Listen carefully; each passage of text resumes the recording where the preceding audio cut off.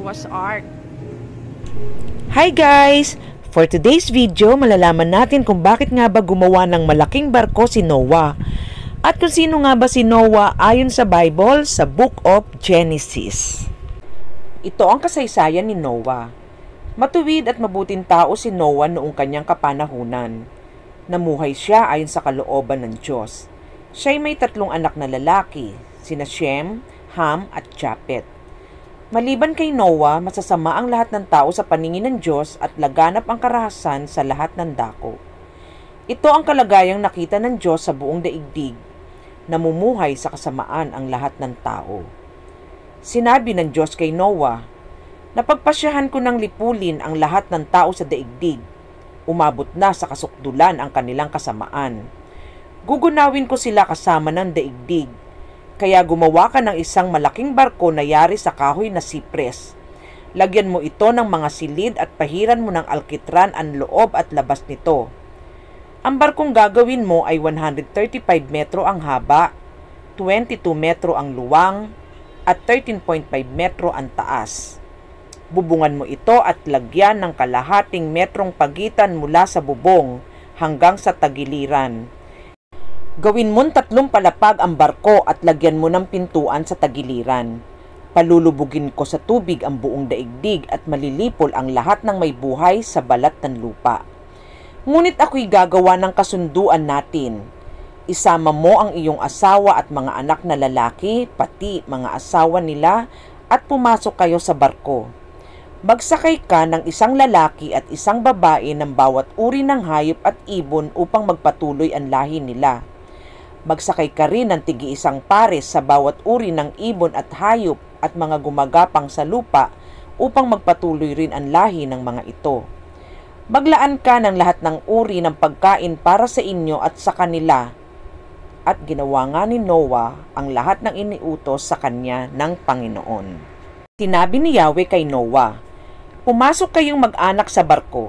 Sa lahat ng tao, ikaw lamang ang nakita kong namumuhay ng matuwid. Magdala ka ng 7 pares sa bawat hayop na malinis at 1 pares naman sa di malinis. 7 pares din sa bawat uri ng ibon ang iyong dadalhin. Gawin mo ito upang magpatuloy ang kanilang lahi sa balat ng lupa. Pagkaraan ng 1 linggo, pauulanin ko ng 40 araw at 40 gabi upang lipulin ang lahat ng aking nilikha sa daigdig." At ginawa nga ni Noah ang bawat iniutos ni Yahweh. Si Noah ay 600 years old na nang bumaha sa daigdig. Pumasok nga siya sa malaking barko kasama ang kanyang asawa, mga anak, at mga manugang upang maligtas sa baha. Sa bawat uri ng hayop, malinis o hindi, sa bawat uri ng ibon at maliliit na hayop, ay nagsama siya sa barko ayon sa utos ng Diyos. Pagkaraan ng 7 araw, bumaha nga sa buong daigdig. Noong 17 araw ng 2 buwan, nabuksan ang lahat ng bukal sa ilalim ng lupa. Nabuksan din ang mga bintana ng langit. Bumuhos ang ulan sa loob ng 40 araw at 40 gabi. Pumasok noon sa barko si Noah at ang kanyang asawa, kasama ang kanilang 3 anak na lalaki na sina Shem, Ham at Japet, at ang kani-kanilang asawa.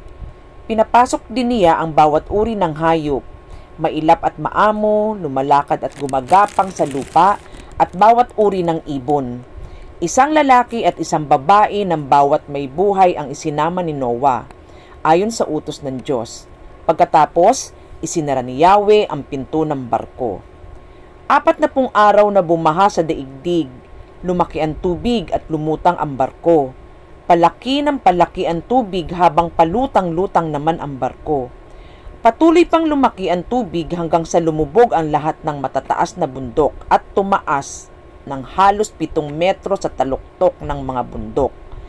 Namatay ang bawat may buhay sa lupa, mga ibon, maamo at mailap na mga hayop, lahat ng gumagapang sa lupa at lahat ng tao.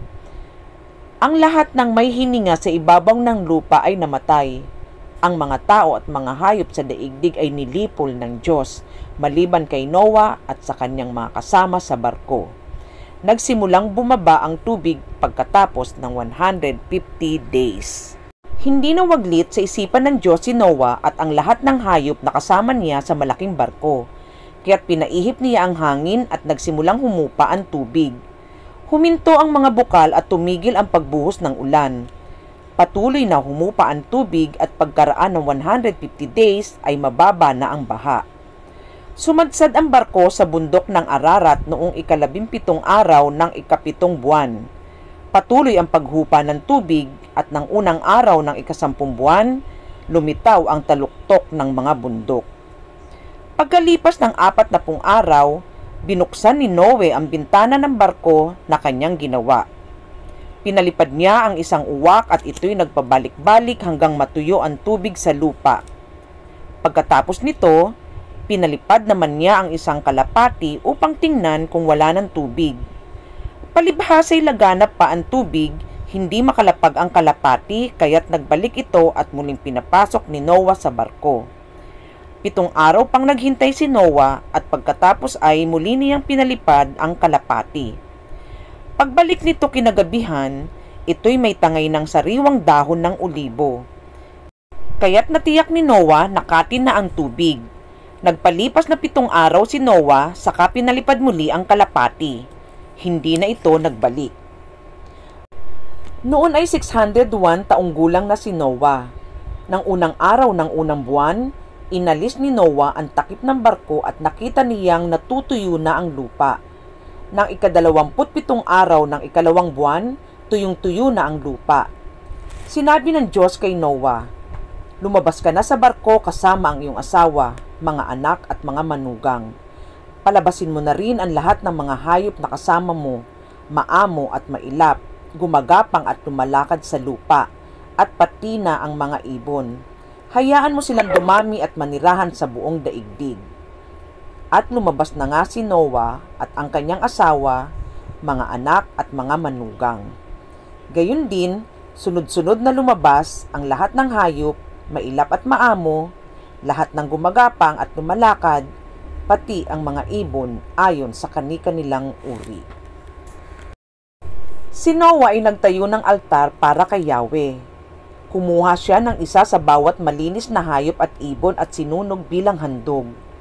Nang maamoy ni Yahweh ang mabangong samyo nito, sinabi niya sa sarili, "Hindi ko na susumpain ang lupa dahil sa gawa ng tao bagamat alam kong masama ang kanyang isipan mula sa kanyang kabataan. Hindi ko nalilipuling muli ang anumang may buhay kagaya ng ginawa ko ngayon. Hanggang naririto't buo ang daigdig, tagtanim, tag-ani, palaging sasapit, tag-araw, tag-ulan, tag-init, taglamig, ang araw at gabi hindi mapapatid." Ay, first place ng photo jar. Type yan. I am going outstanding professor ng high school. Thanks for watching and listening. See you guys on my next vlog. Don't forget to subscribe!